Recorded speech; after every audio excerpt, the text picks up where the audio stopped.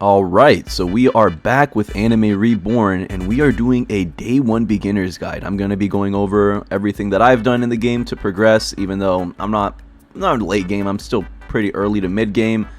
But I'll be giving, all the tips and tricks, everything that I know about the game, just so your gameplay experience on Day 1 can be a little bit better than mine. And let's see, at the time that I'm making this video, the game should be releasing globally in about 2 to 3 hours.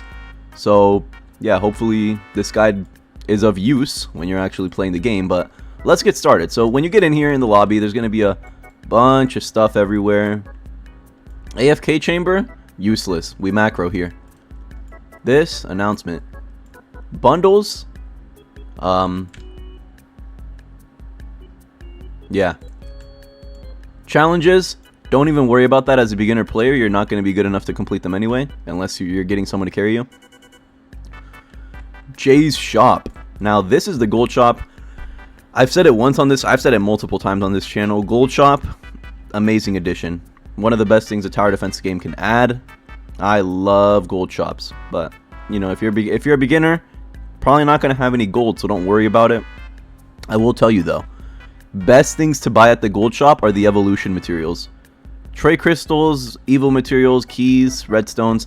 These are like, I mean, they're good, but they shouldn't take priority over evil materials. You should be farming these as often as you can, because the main thing that you're gonna want to do is evolve your units. Also, you could buy these fire stones and light stones, and there's green stones here too, but those also help with your unit evolution.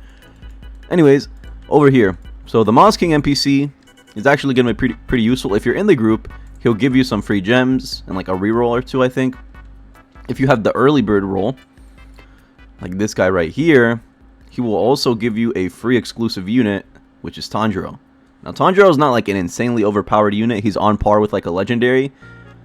But, if you just started the game, a free guaranteed legendary that does burn damage, pretty good burn damage too, will literally carry you through like the first 2 or 3 story modes. Yeah, make sure you talk to him.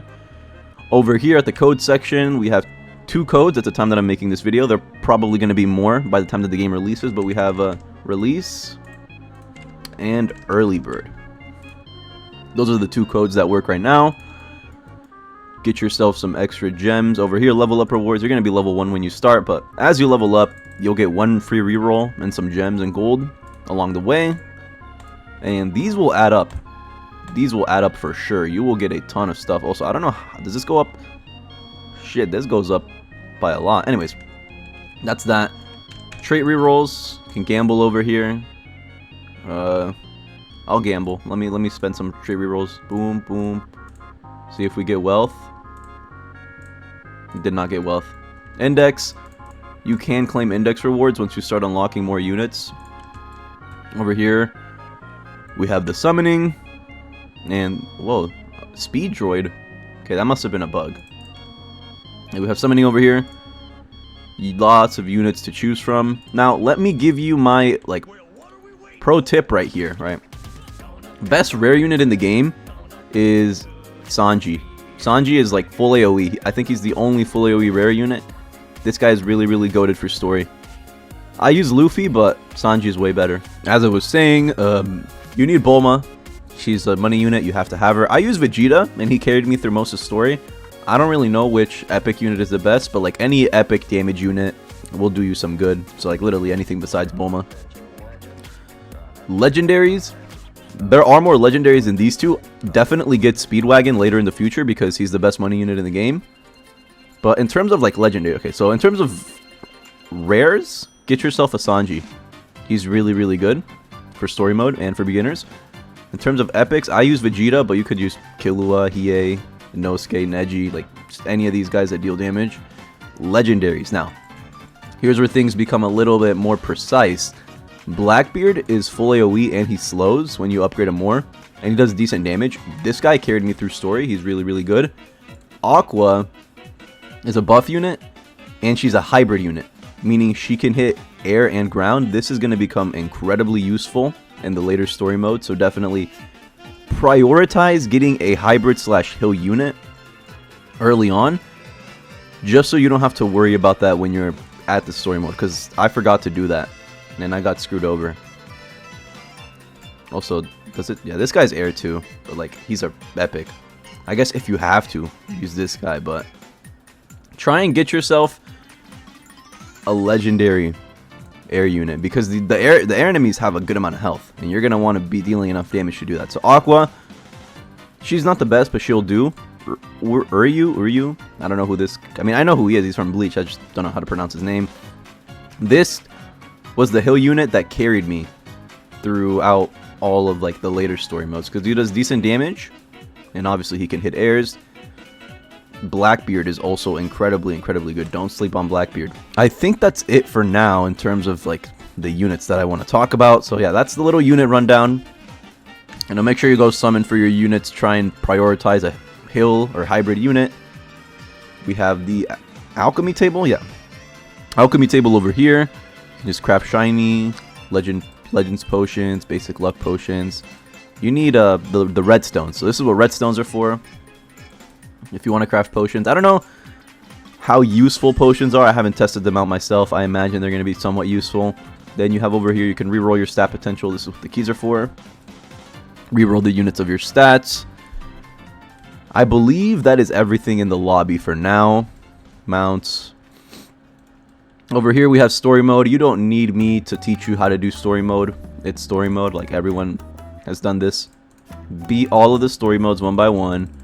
Each of them gives you increasingly better rewards. Also, there are legend stages in some of them that you can unlock, like this one.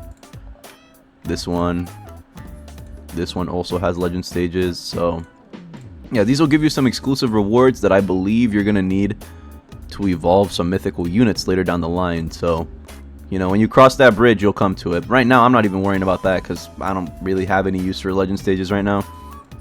But yeah, beat all of your story modes. Make sure you're claiming your quests because there is a story mode quest. There's going to be a ton here. I already claimed them, so there's nothing here. But every time that you beat a new story mode level, you will be able to claim some free gems. Here are the rest of your quests. I think daily quests are bugged because it says complete all daily quests 1 out of 3. There's literally only one left. This is your infinite quest. Pretty standard. What else do I want to include before I end the video? Best way to get gems, macro. Go figure. Probably make a video for that later today, but yeah, all you need is like a single decent legendary unit. You could just macro the first story mode, get yourself a bunch of gems, XP, gold, and that's how I got to level 45 already with like 58k gold and 20,000 gems. Because the macro itself will only give you like 6 to 7k, but then you get a ton of gems from these level rewards, and you also get some good XP. The method that I did, AFK farming the first story mode, probably not the most efficient, but it's what got me to this overnight. So, you know, if you're a starter and it's your first night AFKing, you know, better this is way better than AFK chamber, I'll tell you that much. So, yeah, I mean, I guess I'll go over the evolutions thing over here. I'm sure you don't need me to explain this to you, but we'll do it anyway. Forge, you can craft stuff over here. You can craft specific stars. You can craft a rainbow star. You can craft evo materials. Over here, if you have a unit to evolve, you'll see that you can evolve them. And that is it for my day 1 beginner's guide. Let's do a little recap here. What do I want to end it off with? Make sure you get yourself a decent hill/hybrid unit. Trust me, it'll save you a big headache later down the line.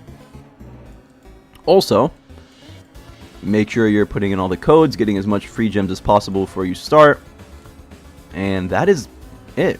You know, have fun. Try out the game. Let me know how you guys like it. During my playtime so far, the best way that I can describe it is a love child between anime defenders and anime vanguards. I'll probably make a more in-depth review or like a more in-depth video of me talking about it because, you know, this video is not about that. In the interest of keeping the video short and sweet, we're going to end it here. If you made it till the end, thank you for watching. Have a great day or night wherever you are, and we'll catch you in the next one.